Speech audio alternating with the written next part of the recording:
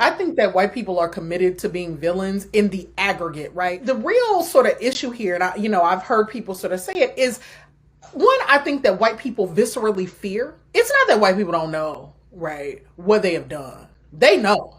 They fear that there is no other way to be human but the way in which they are human, which is to, so, like you talk to white people, and whenever you really want to have a reckoning about it, they say stuff like, it's just human nature. If y'all had all of this power, you would have done the same thing, right? And it's like, no, that's what white humans did. White human beings thought there's a world here and we own it. Prior to them, Black and brown people have been sailing across oceans, interacting with each other for centuries without total subjugation, domination, and colonialism. Right? We have seen what a show this iteration of treatment of other human beings means, and that my hope is that we would do it differently, in the moments when we have some power. We will not do it perfectly, but I do think that all of us can sort of agree that a politics that says like there are superior and inferior human beings just isn't the way to go. And that's the thing that white people don't trust us to do, because they are so corrupt.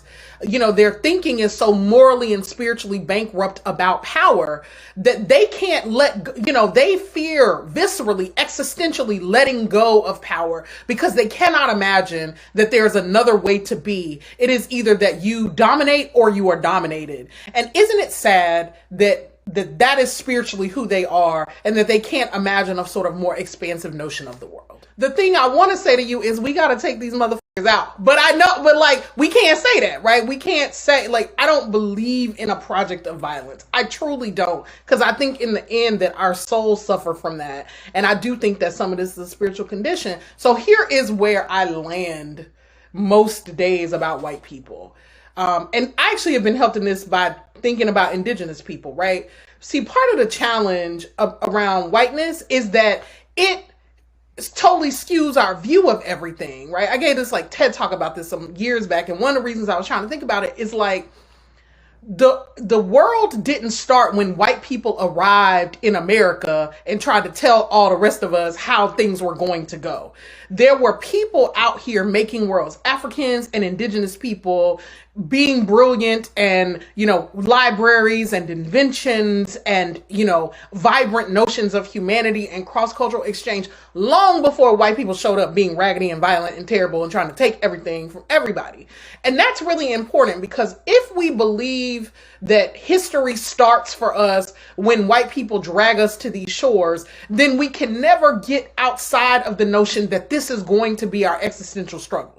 All things that begin end. White folks are not infinite and eternal, right? They ain't gonna go on for infinity and infinity. And that's super important to remember, that white colonialism and imperialism has a beginning. And in my way of thinking about the world, that means it has an end.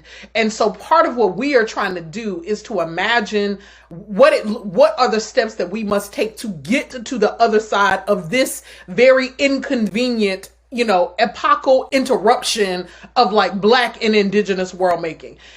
I mean, does that give people comfort on the day to day when you just having to deal with white folks and the travesties that they create and the sense that they want to destroy the planet? Nah, there is a world beyond even our sojourn on the earth. And so whiteness is going to have an end date, because it is not, despite what white people think of themselves, they do not defy the laws of eternity, right? Their projects are not so sophisticated that the natural laws of physics change for them.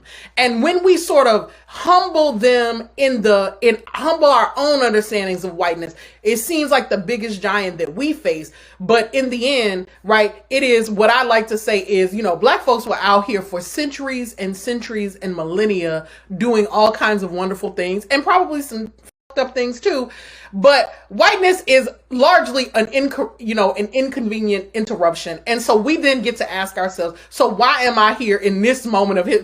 Damn, why did I show up in this particular iteration? And it's I think we showed up in this iteration precisely so that we could